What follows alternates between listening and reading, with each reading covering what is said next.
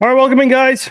Farzin Vasugian here with you on a Monday evening for another episode of the Chiefs Zone podcast. The Chiefs are 9-0. We're here to talk about the 9-0 Kansas City Chiefs. And oh boy, this is quite a run. This is quite a run, and a lot of reactions out there in the world, in the media, among sports fans, social media, all that good stuff. But Kansas City, they're 9-0, and so far unable to. No one's been able to make them lose a game. But this weekend against the Buffalo Bills, that will by far be the biggest game of the year for Kansas City. I mean, listen, the first two games of the season, the Ravens and the Bengals could not have had two bigger games to start off the season, and both of those obviously came down to the wire. As have several other games of the season's gone on, but boy, it just feels like this game right here by far is the biggest game of the regular season for Kansas City. And I would argue the Pittsburgh game on Christmas Day, unless the Chiefs keep this undefeated run going, which I doubt. I think the Chiefs, those two games are going to be their two biggest games of the season before the playoffs, of course. Now, obviously, we'll worry about the Christmas Day game later on, as it's still more than a month away, about 6-7 weeks away.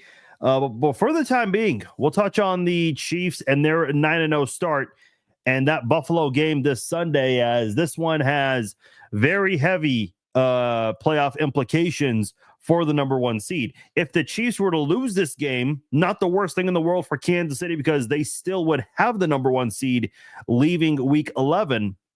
However, one more loss, and if Buffalo can continue winning, then Buffalo and Kansas City would both be tied, and Buffalo would have the tiebreaker there. That's why these head-to-head matchups against Buffalo and Pittsburgh later on in the season, again, unless the Chiefs are able to wrap it up before Christmas, that's why those two games are very important. If you can find a way to beat Buffalo this Sunday, you're going to be in the driver's seat for the number one seed.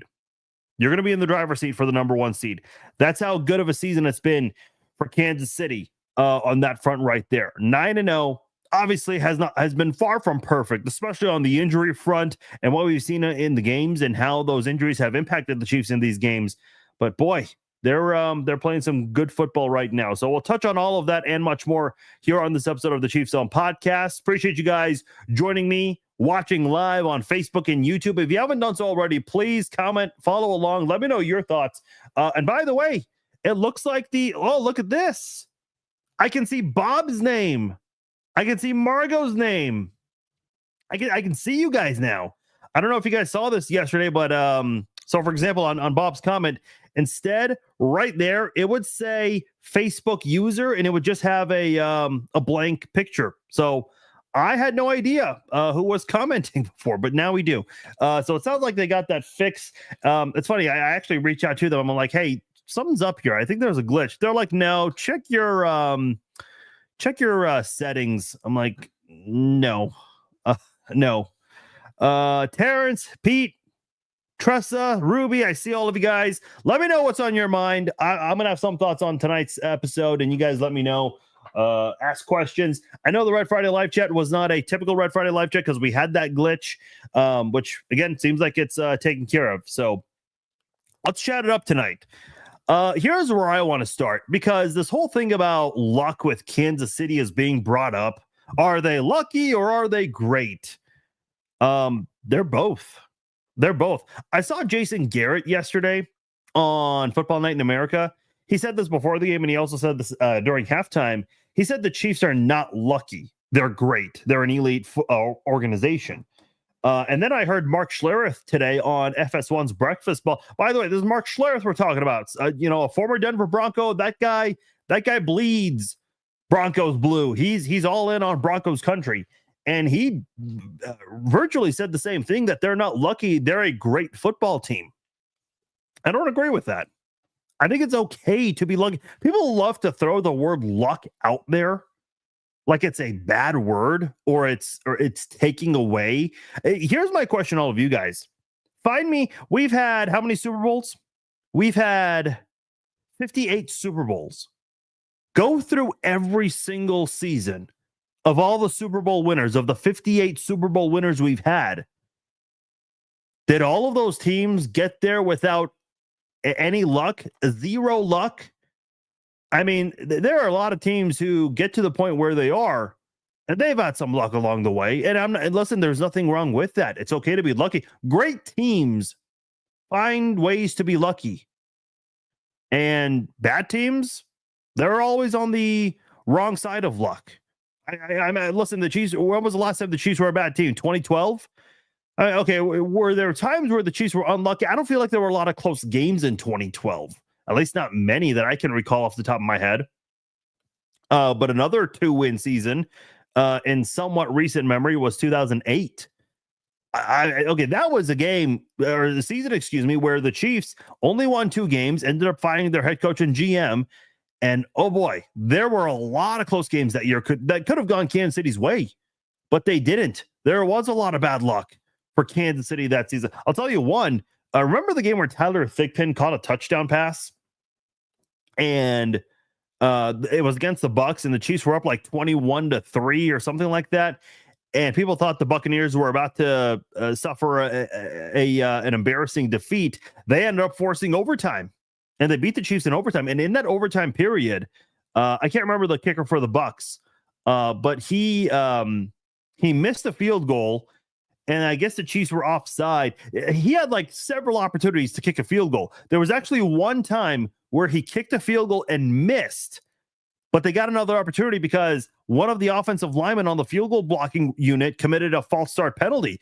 The false start penalty does outweigh the miss, because essentially the play does not exist technically, so you have to go back 5 yards. So people thought the Chiefs won that football game on that miss there, but the referees called the false start. My point is, because I bring that up because Nick Wright mentioned on his show today, he said that if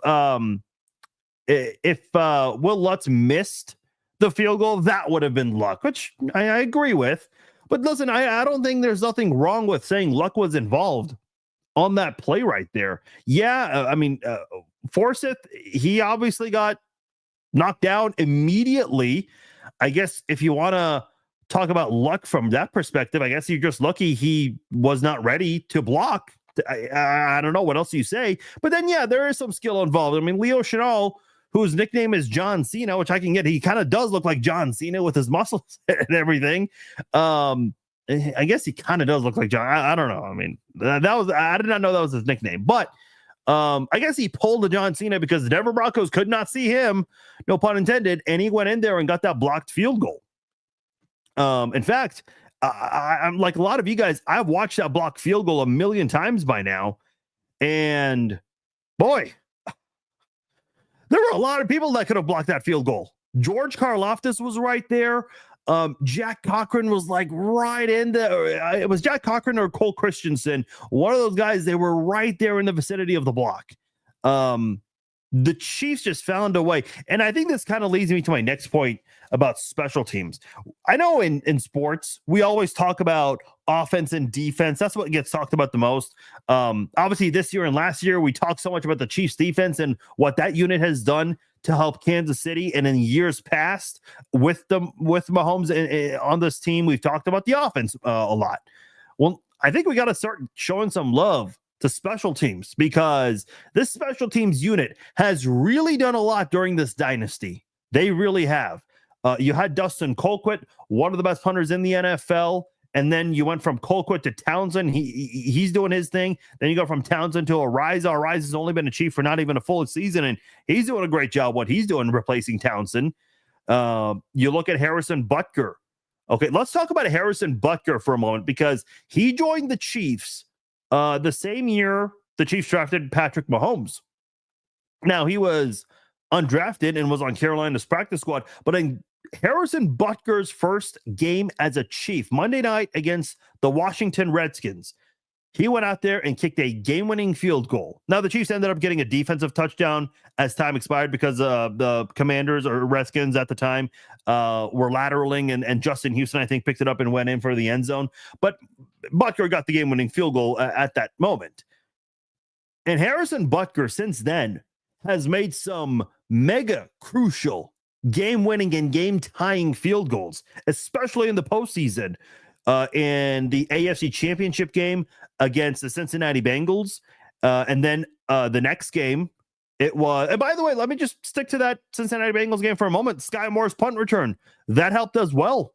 Of all people, Sky Moore too, we're talking about. And then the next game against the Philadelphia Eagles, in that game, you had a couple of big moments with special teams. Harrison Butker kicking the game-winning field goal.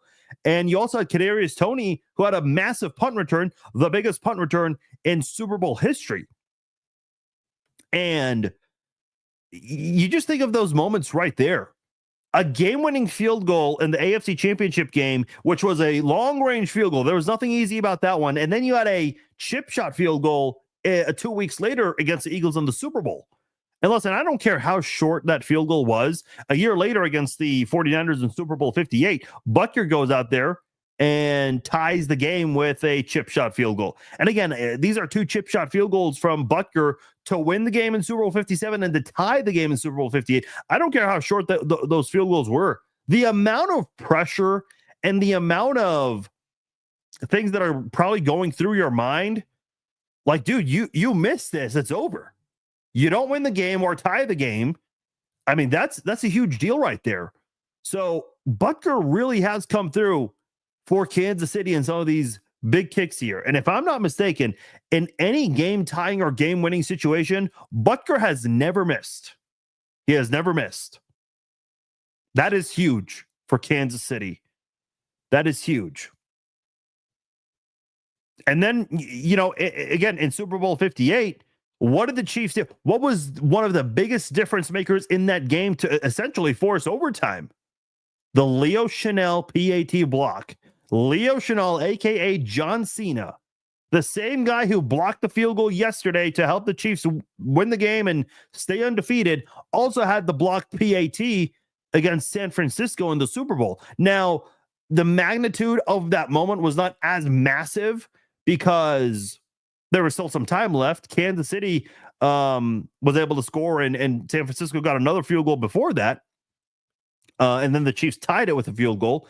But when you look at the game overall, that blocked PAT in Super Bowl 58, that was a massive difference maker. If you're going to give me the list of reasons as to why the Chiefs won that game, number one reason has to be the blocked PAT. That does not happen. Well, Kansas City has to essentially go score a touchdown on that game-winning drive. And they came very close. Had Rashee Rice open in the middle of the field in the end zone, but Mahomes didn't have him. They decided with a few seconds left to go kick a field goal. Could have gone for it if they wanted to. It would have been like a 4th down play. But yeah, Kansas City found a way to win, and that special teams unit has really come through. Got to give a lot of credit to Dave Toub. Dave Toub has he's truly done a lot with this football team. 16 in a row. It's actually 15 in a row, Emery. The Chiefs punt blocking practice went great yesterday. Yeah. I mean, listen, I can't remember who said this. Somebody said this and I did not, I can't recall who said this, but you got to practice these situations.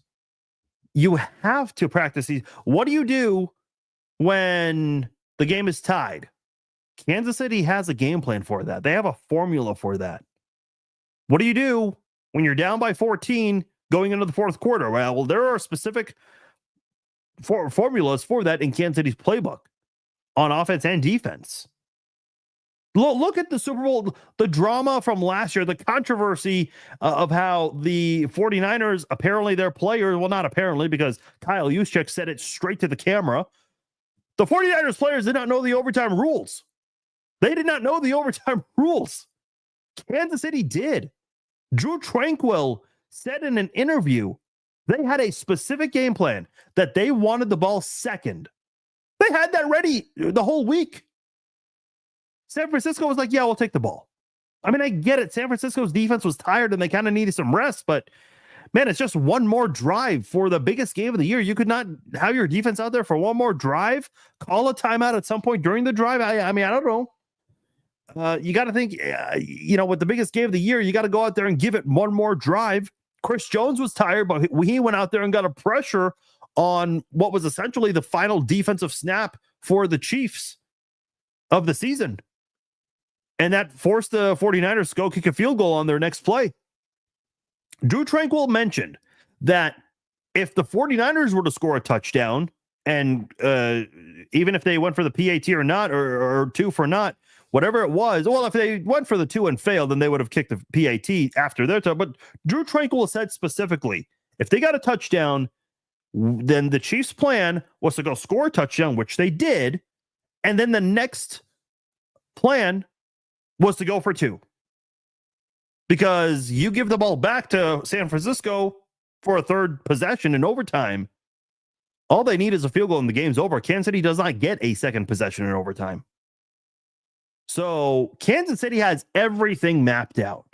They plan every single freaking thing. From what they do when they're behind, when they're ahead, situational plays. I saw this on Twitter, and I retweeted this yesterday. I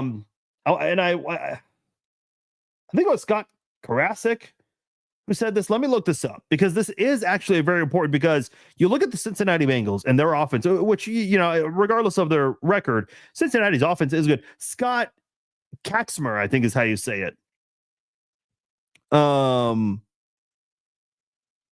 He had a really good tweet last night talking about situational drives, situational stats, essentially.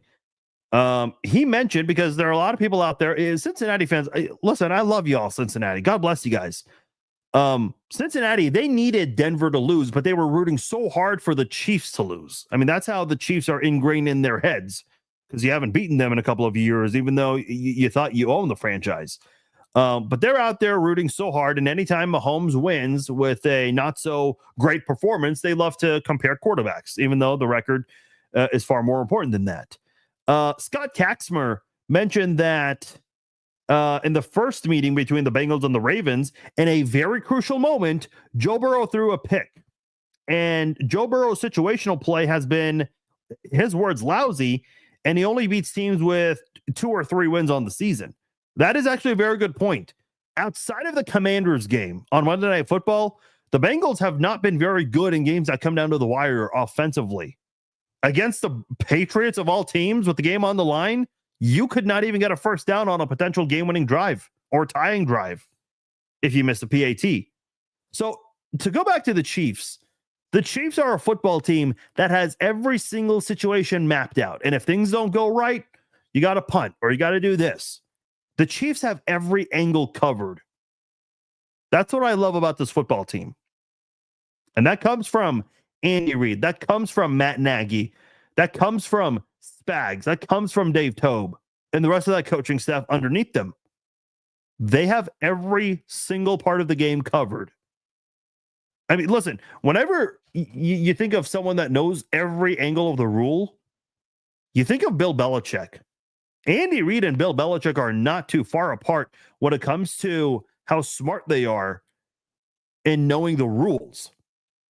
There are a lot of coaches out there. I mean, listen, I'm sure the NFL rulebook, there are some weird things, like you can do a drop kick punt or a drop kick field goal. There are some weird like things with some rules in the NFL that honestly some of the announcers don't even know. Like, yeah, I can understand a coach maybe not knowing about the drop kick. Maybe the special teams coordinator would have that down. But in general, like, there are a lot of rules that you just might not know of. Not Andy Reid, though. He knows all of it. He's got all of it down. I mean, if you give Andy Reid a pop quiz, 200 questions, test him on the rules, he's getting 200 out of 200. Him and Bill Belichick both. Terrence says, do you know how difficult it is to block a 35-yard field goal, to have a game plan and actually block the kick crazy? That's elite team stuff right there. That's essentially a PAT too. Like, keep that in mind. Which, again, the Chiefs, the same guy, Leo Chenal, blocked a PAT the year before. Jim, I see your question about Pacheco. I'll get to that shortly, because there was some encouraging news today on the injury front. We'll get into that. Eric says, I remember in 2013, the Chiefs started 9-0 and against the Broncos. This time they win to stay undefeated. Yes. Yeah, the Chiefs were 9-0 and then they lost 3 in a row. 2 of them were due to the Broncos. They played the Broncos twice in 3 weeks. I think that was the case last year as well. They played the Broncos twice in a short amount of time, something along those lines. I can't remember exactly. And it says luck is brought on by chance rather than ability. The punt block was not chance. Everyone's saying punt block, but it was a blocked field goal. They practiced it. They worked on lining up. That wasn't chance. By the way, you know what's really funny? You know what's really, really funny? I made the joke yesterday, which, by the way, I love when people get offended by these sarcastic comments I make about how the refs made the Chiefs block the field goal, or the refs made the Falcons lose 4 yards on 4th and inches, or the refs made Isaiah Likely go out of bounds. I make those sarcastic comments, and you get like a few people who get riled up over it. Everyone get a fucking personality, please. It's not the end of the world. It's a joke. It's a harmless little joke. It's okay to smile and laugh. I'm not claiming it's the funniest joke in the world. I'm sure there are a lot more funnier things you've heard, but come on, it's okay to have a personality. But here's where I was going with this. I don't know why I get tagged in the AFC West trash talk group, which, by the way, I think Facebook groups are honestly some of the dumbest things ever, because there's a lot of fake news that gets into those Facebook groups. I don't know why. I mean, that is like, anyway. Yeah, see, I don't want to get all, I don't want to go off topic, but anyway, I get tagged in this AFC West trash talk group, and somebody put a Photoshop of 12 Chiefs players lined up. They took, and I can't tell who it is, but they took the same player, photoshopped him twice, and lined him up on the left side of your screen. Technically on Kansas City's right side, on Justin Reid's right. Justin Reid is always the last guy to his right. There's no one to his right. He's always the last guy on the right side of that, on the line of scrimmage on PATs and blocked field goals. So the fact that someone was trying to line somebody else up on next to Justin Reid was hilarious to me. People are always going to do whatever they can to drive this narrative up about the refs and all this shit. People did this with the Patriots for so many years.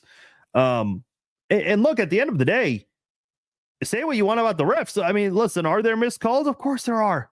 Every single team deals with it. Look at last night with the Detroit Lions. They got away with a massive, it was either going to be illegal contact or a holding or pass interference, one of those three, late in the game. And instead, the Texans go kick a 58-yard field goal and they miss.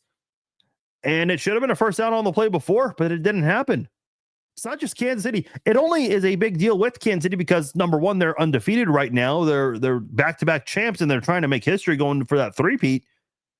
And on top of that, you have everyone that's keeping a close eye on everything, because as soon as like the Bradbury thing, that's the one that kind of started this all. Because Greg Olsen, and listen, Greg Olsen's a great announcer, but I thought he really fumbled with his analysis in that one right there, where he was like, "Oh, I can't believe they called this late in the game. I don't know about that." Well, it's like Chris Collinsworth, who was at the game, obviously no broadcast, but he was there at the game to cover it. He tweeted that he was shocked with all the controversy because at the stadium they showed the replay and nobody at the stadium was complaining. And all the media, everyone who was at the game, they go home and they see all the rumbling about the controversy on this. It's like, well, here we go. It's funny to me. It's funny to me. So when Kansas City gets away with something, it's a massive deal. I mean, could you imagine in the Baltimore-Cincinnati game last Thursday? Imagine if that was Kansas City's defense that committed 3 penalties on one play. One of the Baltimore defenders was grabbing 2 different face masks. That was actually impressive. I'd never seen that before.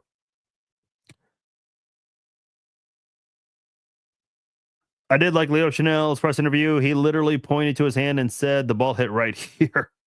So what he's essentially saying is the Chiefs have won by a toe and they won by a finger this year. Listen, I've said this before. I'll say it again. The Chiefs have found they found creative ways to lose football games in years past. Now they're finding creative ways to win games.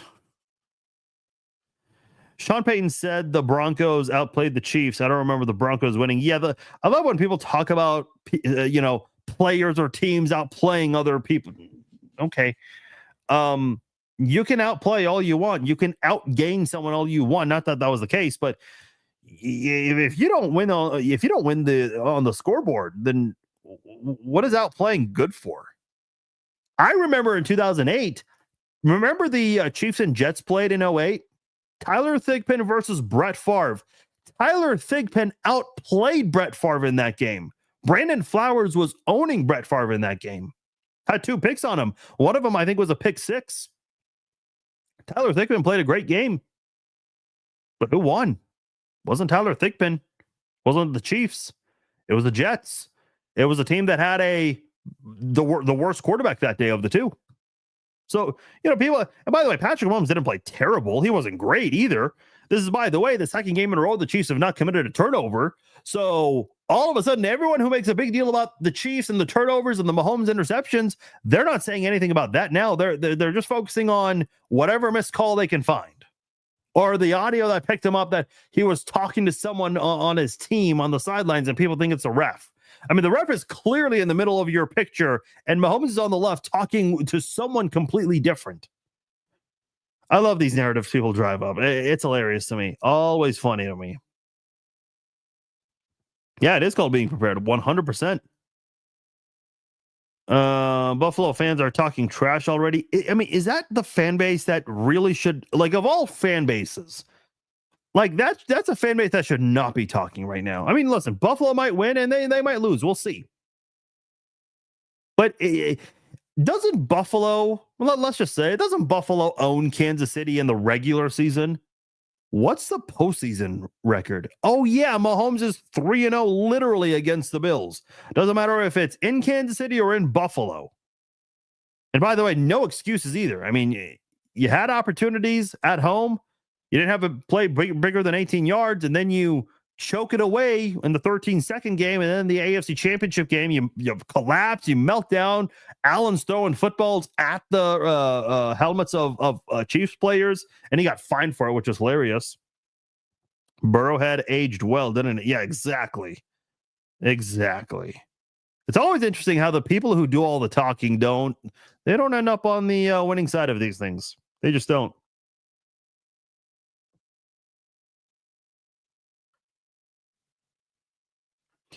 Mickey says the Chiefs are the new Raiders. Everyone hates us because they aren't us. Mickey, I think you might have offended all of Chiefs Kingdom with that comparison right there. I get what you're saying. But come on. Let's move on here. Let's talk a little bit about this Sunday's game. And there's actually a lot of news when it comes to injuries. At the end of the day, it is just Monday. But there's a lot to still take in here with some of the information we got in Andy Reid's press conference, as well as Sean McDermott's press conference. Let's start with the Buffalo Bills, because the Buffalo Bills, and I did not realize this actually, but the Buffalo Bills were actually playing without their rookie, their second-round draft pick, their first pick of the draft, Keon Coleman. It's already been determined that he will not play against Kansas City, as confirmed by Sean McDermott. Sean McDermott also said Amari Cooper, who they traded for a couple of weeks ago from the Cleveland Browns, they mentioned Cooper and fullback Reggie Gilliam. They are, quote, improving, and they're going to see how the week goes on. That is according to Joe Bishalia. I hope I said his name right. Probably not. He also mentioned that tight end Dalton Kincaid, quote, we'll see how he fares in the next couple of days. Obviously, any team that plays on a Sunday, so in this case, the Chiefs and the Bills, they do not have practice tomorrow. They come back Wednesday, and that is the start of the install, the start of 3 practices. Saturday, they both go through their walkthrough. The Chiefs, after their walkthrough, will get on the flight and head over to Buffalo.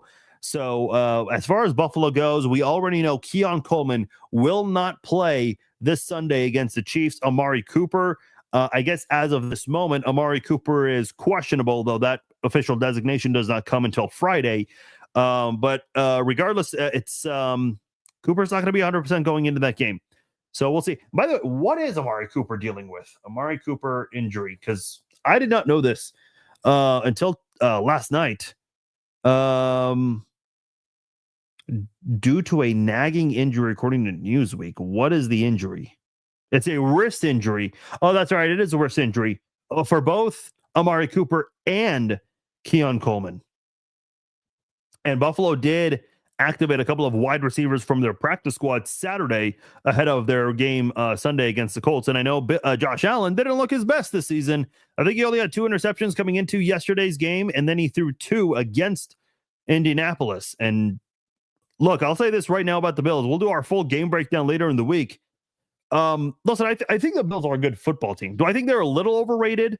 I do. Look at Buffalo's schedule. They only have defeated one team with a winning record this season, and that's in week 1 against Arizona. Buffalo hasn't beaten anyone that's really worth talking about. When you look at what the Bills have done this season, they played the Ravens in week 4. That was a Sunday night game. They got trounced in that game. And then they played the Texans, a Texans team that was at full strength at the time a week later, and they lose that one. That was a much closer game. Those are the only 2 losses Buffalo's had on the season. They won their first 3 games, went on a 2-game losing streak, and were 3-2. But since then, they have won 5 in a row, and they want to make it 6. And listen, this is a big one for Buffalo, because if they win this game, they've got the head-to-head tiebreaker over the Chiefs, and they go into the bye week. And then their next game won't be until December the 1st. But if Kansas City can beat Buffalo, they're going to be going. First off, Kansas City's going to have the tiebreaker, which is going to be very big because they'll have a 3-game lead on Buffalo plus the tie. So it's technically a 4-game lead. And Buffalo's going to go into the bye week with a loss. Dude, you never want to go into any bye week with a loss. I mean, that just really messes with your head. Ryan Lefebvre once mentioned this during a Royals broadcast, saying that whenever the Royals lose a game, they don't have the time to mope about it. They got to turn it around 24 hours later, because baseball is essentially an everyday sport. Whereas with the Chiefs, you lose, you got 7 days to think about it, unless you play on a Thursday or a Monday. So to not only get this tiebreaker over the Bills and a 3-game lead with the tiebreaker plus a tiebreaker, you can send them into the bye week with a loss. That can mentally do some things to a team. That really can. That really can. Now, let's go to Kansas City's injury news. And again, it's Monday, so take what you will with it. But Andy Reid, he's been saying this for quite some time. He's been saying that Isaiah Pacheco and Juju Smith-Schuster, Charles Omenihu, he's been saying for a long time they're close. He was asked about this today in his press conference. He used the word, quote, very close. Very close was the word he used, the phrase he used, and describing that Juju, Omenihu, and Pacheco could be able to practice this week. Now, keep in mind, Pacheco and Omenihu, they're both on IR, on injured reserve. And the way things work with Kansas City, they like to activate the 21-day window, and they like to use all 21 days of that 21-day window. So I don't think we're going to get Pacheco and Omenihu back this week for the Buffalo game. But if they were to even practice, I think that'd be huge, because then you could have them either for the Raiders Black Friday game or Red Friday game, whatever you want to call it, or you can have them ready for the month of December. However, when it comes to Juju, Andy Reid did say that Juju is, quote, closer to coming back of the three guys who were asked about today. And then he said that they, quote, might be out there practicing this week, all 3 of them.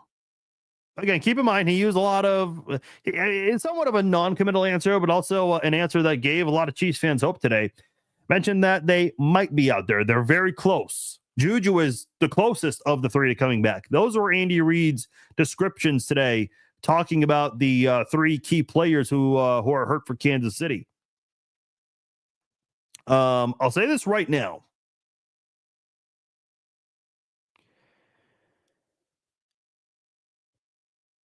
If Juju Smith-Schuster is available on Sunday, that's huge.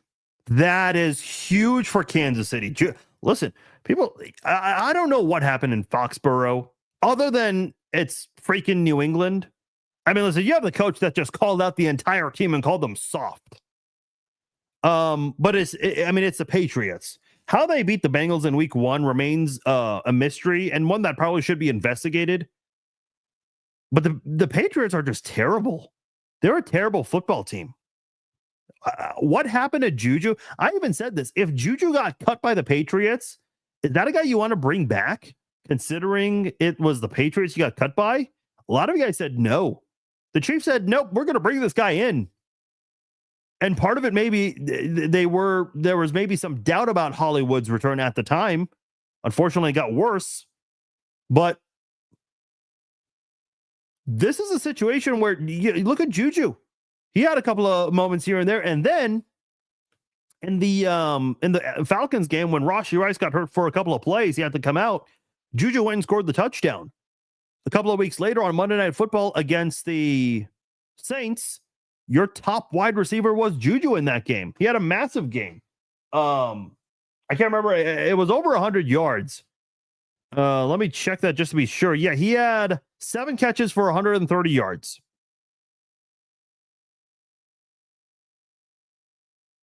I mean, that was a pretty big deal. And then, unfortunately, he got hurt a week later in that San Francisco game with the hamstring. Now, you'd like to think it's been a couple of weeks that he's going to come back soon. We'll see.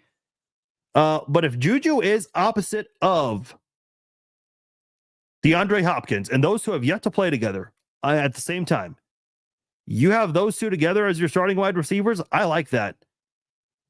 Xavier Worthy, unfortunately, he and Mahomes, the connection has not been there between the two guys. Xavier Worthy has had a couple of drops this season.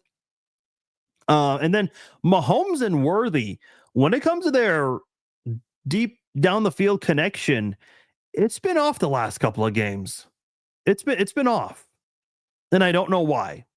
Whenever Mahomes sees them, kind of not in the best place to place the football.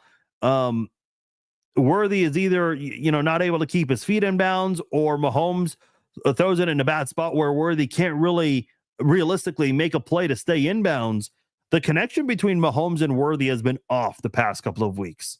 I thought it was really good to start off in that Baltimore game. I mean, he only had 3 touches, but one of them on an out route, Mahomes found Worthy wide open on a play, where the defense collapsed, but that's what you're supposed to do when someone's wide open. You go out there and connect with them. In the Chargers game, after Rice got hurt, Mahomes went out there and found him for, what was it, a 52, 53, 54-yard bomb, and that ended up putting the Chiefs on the scoreboard. Unfortunately, since then, we have not seen the deep connection between Mahomes and Worthy. So I'm very curious to see if Juju does come back for this game. What does Worthy do? What kind of a player will Worthy look like if he goes back into the slot? Because I think the problem with Xavier Worthy is right now, because of the injuries to Hollywood and to Rice and to Juju, I mean, Worthy's been forced into this position where he's got to do the things that were expected of Hollywood and Rice. That was not anything he was prepared for. In the last 2 games, he's been targeted 6 times and has caught just 1 pass. Now, that 1 pass was significant. It went for 11 yards, and it helped the Chiefs kind of get out of the their own red zone because they were backed up on that drive right there. But the connection overall has not been very good between the two. The most catches he had was against the Raiders. He had some drops in that one too. 4 catches, 37 yards, and a touchdown in that one there. Had a 73-yard performance against the Chargers. That was the one where he had the 54-yard touchdown grab. He also had a 35-yard touchdown reception against Baltimore. So it's been kind of a rough go for Mahomes and Worthy on that connection there. They have not been able to connect as well. He's been targeted 43 times, and they've actually connected just 20 times. That is less than 50%, and that's not good. There was also the one against the Falcons where Mahomes and the Chiefs offense could have put the game away, and he had Worthy right in front of him, and it seemed like there was some miscommunication and another player kind of getting in the way and not exactly sure, but the Mahomes and Worthy connection, not where it should be right now. Not where it should be.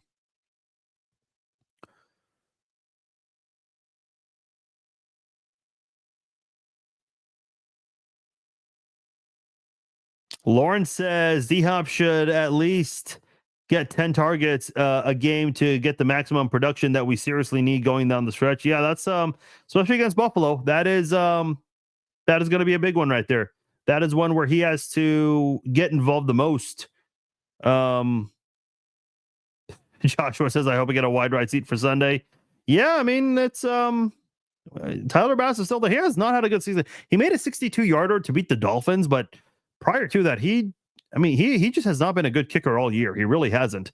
Timmy says Mahomes and D-Hop 5 TD BS Buffalo. I think he meant versus Buffalo. Boy, that would be quite a night between the two of them if they do that against Buffalo of all teams. They play to win the game. The large lady has to sing before the team can win. That is true, David. 100% true. If the Chiefs weren't a division rival, I think this would have been equivalent to the Ravens versus Broncos scoreboard division games. They put the hammer down more. And the other thing about divisional games, too, with the Broncos. So let's look at the Broncos, because 2022, the year the Chiefs won Super Bowl 57, the Chiefs and Broncos, the two times they played, both of them came down to the wire. And then last year, they had a Thursday night game. I think the Chiefs won that game by 17-8 or some weird score like that. But it was still a fairly close game for the most part. The Broncos, I think they beat the Chiefs 23-9. So, okay, somewhat one-sided, but it wasn't like they blew them out of the waters completely from start to finish. It wasn't anything like that. But my point is, the Chiefs and Broncos, for the past few years, they've had some very, very close games, even before Patrick Mahomes got here. I'll never forget that 2016 Sunday night game in overtime. As time expired, Cairo Santos hit the upright and it went in. I mean, I don't think I'd seen that before at the time. I mean, you see it now, it feels like. You see it a lot more now. I mean, look at the kicker for the Lions. He had 2 field goals, both from 50 plus, narrowly going in. I think the game winner just barely touched that flag on top of the post there. So you see a lot of that now. But I don't know. We'll see what happens in Sunday's game. When Pacheco comes back healthy, do you see it as Pacheco mostly or a double-headed monster in Pacheco and Hunt? Hunt has been getting a lot more involved for the Chiefs lately. In fact, and someone, it was Matt Derrick who mentioned this during Andy Reid's press conference. And I made a note of this yesterday too. Kareem Hunt, he was a big part of Kansas City's pass catching game the first time he was with the Chiefs. Kareem Hunt has not caught a lot of passes for the Chiefs since his return. And I brought this up yesterday when I was going through the stat line. Kareem Hunt led the team in receiving yards with 65. Travis Kelce had 64, but Kareem Hunt had 7 catches for 64 yards. Only Travis Kelce had more receptions. Kelce had 8 for 64. So a very, very, very similar stat line to Kareem Hunt. Kareem Hunt, he had 14 carries and had 7 more receptions. So as far as carries go, he did not surpass the 20-yard or the 20 carry mark in this game like he had in a lot of games, every game since his return, except for the Chargers game. But Kareem Hunt got very involved once again yesterday, had 20 touches again for the Chiefs. Every single game except for the Chargers game, Kareem Hunt has had 20 plus touches. Now, to answer your question about how they're going to handle the workload between Pacheco and Hunt, this is a really good. I get asked this every week. You want to be careful with Pacheco because it's going to be his first game back. At the same time, you want to be careful with Hunt too, because you don't want to lose that guy before the season. If it was not for Hunt, I do think you're losing a couple of games by now. I really, really do. And listen, I think, guys like Kareem Hunt, he came in at the right time to help the Chiefs keep their undefeated streak. DeAndre Hopkins joined the Chiefs at the right time to keep their undefeated streak going. So the Chiefs, they're making these additions at the right time. If you were to wait one more week, I don't know if you have this 9-0 record right now. I don't. So the Chiefs, they're definitely stepping up, and the front office, give credit to them. They're making these moves at the perfect time. They really are. They really are. Yeah, everyone's calling them the new Patriots.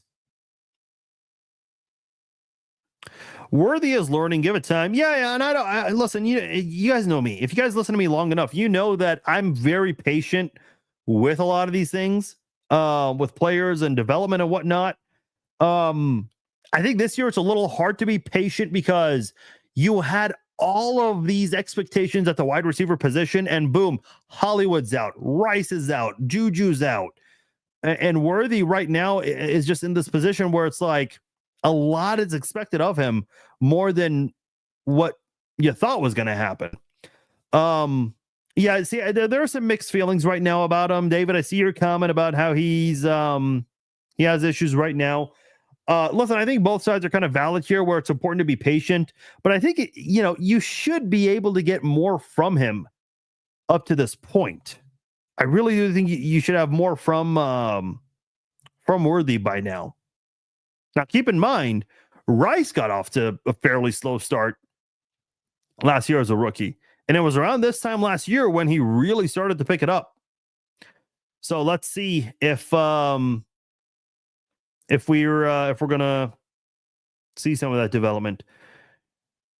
Lord, you've been talking for an hour, Charlie said. I've been on for 46 minutes. I mean, yeah, we're 50 minutes away. We're not really going to talk much more, though. We are going to start wrapping things up here shortly. Yeah, the offensive tackle thing is weird. Andy Reid was asked about that today also. I guess so I saw Jeff Allen's tweet about this, and I guess who did he reach out to? It wasn't Eric Fisher. It was Donovan Smith. So I guess they had a little friendly back and forth about how they're both available. I mean, Jeff Allen's been retired for a while, but Donovan Smith was on the team last year. I don't know, man. I mean, Kingsley has really, he started 2 games. He's appeared in a couple of others. Not last night, but yesterday, he had some really, really bad moments, but then he had some good moments where, he was holding his own in one-on-one situations, pass blocking. That Bengals game, listen, Trey Hendrickson's a phenomenal pass rusher. I've said that many times. I've said that he is a top 5 pass rusher in the NFL. To yank him, I don't know. Like Wanya Morris, I don't think he's great. I think he is a step above Kingsley Suamataia. The problem is, this whole thing with the left tackle spot, really both tackle spots, but you're seeing more on the left side with Kingsley and Wanya, Donovan Smith, Orlando Brown. Like the left tackle spot has really been the biggest weakness for Kansas City the past 3 seasons, including this season. Yet they're winning. Not the most ideal way to win. And I've said many times, listen, I don't care if your wide receivers are Sky Moore, McCole Hardman, Justin Watson, and Justin Ross. Like, if you have 2 good offensive tackles to play with this elite interior offensive line, Mahomes can win with anyone. I stand by that. I will fall on that sword. Because I think part of Mahomes' issue right now, I don't think it's all of it. I think it's part of it that he's not connecting on some of these wide open receivers. I do think has to do with the pressure that he's dealing with from the offensive tackles. And listen, Kingsley, you really got bailed out. A couple people want to talk about the defense bailing out Mahomes. Well, let's talk about Mahomes bailing out left tackle, because Kingsley allowed a pressure and a sack, what should have been a sack, but Mahomes just ducks and the defender whiffs, and he goes out there and finds Samaje Perine for a first down. Yeah, Bobby, to answer your question about Juju, I know you came in late. We're going to find out Wednesday. That's going to be their first day of practice, and that's going to be the first day we get the injury report. So we'll know at least a little bit then. And Andy Reid will talk Wednesday as well. So we'll see. We'll see what happens right there. Kingsley, that he has not done very well. Louis Riddick, he was very high on Kingsley, said that he's going to be an all-pro and is going to get rookie honors and Pro Bowl honors. No. That will not be happening. Okay, one final thing I want to touch on here before I get out of here. Listen, you guys know me. I'm patient with a lot of these players and the development and everything. But there's one player that a lot of people are excited about on this team, and I don't know why. I think it's been like the second or third time this season he's been activated from the practice squad to the main roster. And Chiefs fans were thrilled about the news. Can someone please explain to me the hype with Justin Ross? I mean, he was on the team a couple of years ago, and he didn't play because of the injury. Last year, I mean, even though he didn't get targeted as much, he was committing drops just like everybody else. Now, in fairness, again, he was not the only one. Everyone else was guilty of that. But we still did not see much of Ross, even though he was healthier last year. This year, with Ross, we have seen Ross. I mean, he was, first of all, he didn't make the 53-man roster. He got cut. And when you get cut after the preseason, everyone's available to claim you off waivers. Nobody claimed Justin Ross off waivers. And Justin Ross has been sitting on Kansas City's practice squad for more than half the season. And nobody's claiming Justin Ross. And then whenever he gets elevated from the practice squad to the main roster, Chiefs fans have a celebration over this. Why? Like, what do you guys know that I don't know? I mean, I was willing to give it a chance because everyone thought Justin Ross could have been a major steal for Kansas City, but we're not seeing it. We're not seeing anything from Justin Ross. Like, the guy was sitting on Kansas City's practice squad for almost half the season. And if he was on the practice squad for that long, why didn't anyone else claim him? Why didn't any of the 31 other teams claim him? Okay, so a lot of you guys are with me on Justin Ross that you guys don't get the Justin Ross hype. Eric says Justin Ross is a goal line fade type receiver. Yeah, I mean, I guess that's great considering the Chiefs did not do very well in the red zone yesterday, Eric, but I don't know. I mean, with the hype he comes with, is that what you want out of him? I mean, right now I'll take that because the Chiefs do need some help at the wide receiver position, but I mean, I don't know. I think the Chiefs would rather go to Kareem Hunt, Travis Kelce, or DeAndre Hopkins in those situations. Maybe if you can throw off a defense and use McCole Hardman's speed or Xavier Worthy's speed, or maybe even Justin Watson's speed, who he's got that in him. I don't know if you really, I mean, I don't know like how big of a deal it is to the Chiefs to use Ross in the red zone. I know they targeted him at one point, but it was overthrown. Kyle says you say that, but no one wanted Hunt for half a year, and look what he's doing for us. Yeah, but Hunt's actually showing it. I mean, Ross is not like, what has he done? He's been on the active roster for a couple of games now. Like, wouldn't the Chiefs have been able to utilize him by now? I remember the report came last year, and Catherine's saying this in the comments here. It was Albert Breer in his Monday Morning Quarterback article. He mentioned that Justin Ross was having a difficult time getting a grasp of the playbook, of the offensive scheme. I mean, listen, I'm willing to give Justin Ross an opportunity. I don't think he's had a fair shake, but I guess that leads to my next point. Why hasn't he had a fair shake? What is it? What is it that the Chiefs are seeing? Because if you talk to Chiefs fans, they see so much in Ross. But on the flip side, the Chiefs are not using Ross. That tells me the coaching staff don't feel like Ross is up to speed. And at the end of the day, he's just a depth guy.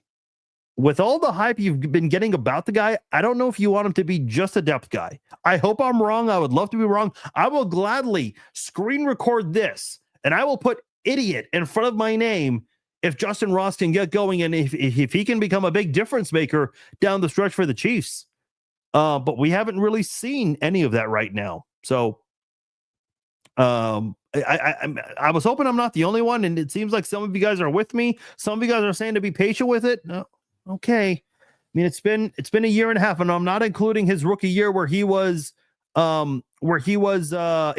I'm not including that because I don't think that's fair. If you're not available, I mean, what can you do? Like, nobody wants to be in that spot. So hopefully, I mean, listen, not that you can afford another injury, but God forbid if that happens, Justin Ross might be a guy that they would need to use a lot more. Hopefully not, but hopefully the Chiefs, the injury bug has left the team by now. Chris says still better than Sky Moore ever was. Oh, Jesus, Chris. Oh, boy. Wanya Morris has more catches than Sky Moore this year. You know who else has more catches than Sky Moore? Patrick Mahomes has a catch this season, his first career catch, and it's still more than Sky Moore. Oh, boy. Oh, man. You got me with that one. You really did. All right. I'm going to get out of here, guys. Hey, appreciate you guys joining me for this Monday episode of the Chiefs Zone podcast. Covered some good things here. By the way, real quickly, before I forget, the Kansas City Chiefs, the disrespect, if you want to call it that, the Chiefs started off as 1.5 point underdogs. Now they're 2.5 point betting underdogs. And according to Nick Wright, the Chiefs were actually betting favorites before the Chiefs Broncos game yesterday. So take that for what you will. We will talk more about the Chiefs and the Bills this Wednesday for the Chiefs Zone podcast. The Chiefs Zone podcast will be back, and we will preview the game between the Chiefs and Bills, and I will break that down. I'm not going to lie to you guys. I've gone back and forth in this one. Before the season, I've picked the Bills to lose. And I'll be honest, before Sunday, I did have the Bills beating the Chiefs. With Amari Cooper and Keon Coleman out, and the Bills not really beating any significant teams, I'm truly wondering if the Chiefs can go 10-0 for the first time in franchise history. I'm not certain on that yet. I have not given a final score yet. I do think it's going to be a very, very close game, like almost all of them have been. But it is going to be a fun one to break down, and I will give you a game and a score prediction this Wednesday night, 7 o'clock Central Time. So join me for that. Red Friday live chat, we will be doing that as we do each and every single Red Friday. Sunday, 11 a.m. before the game, we will do the pregame live chat. So join me for that, 11 a.m. Central Time. And then at halftime, we'll talk about the first half, recap that. And then after the game, it's going to be a big one. Regardless of the outcome, I will do the Chiefs Zone podcast live after the game, recapping, hopefully, a 10-0 record, a 10-0 start for the Kansas City Chiefs over the Bills. All right, guys, I'm out of here. My name is Farzin Vousoughian. Thank you all for joining me for this episode of the Chiefs Zone podcast on a Monday. I'm out. Subscribe to the podcast. Let a friend know. Until then, I'll talk to you all later. Peace out.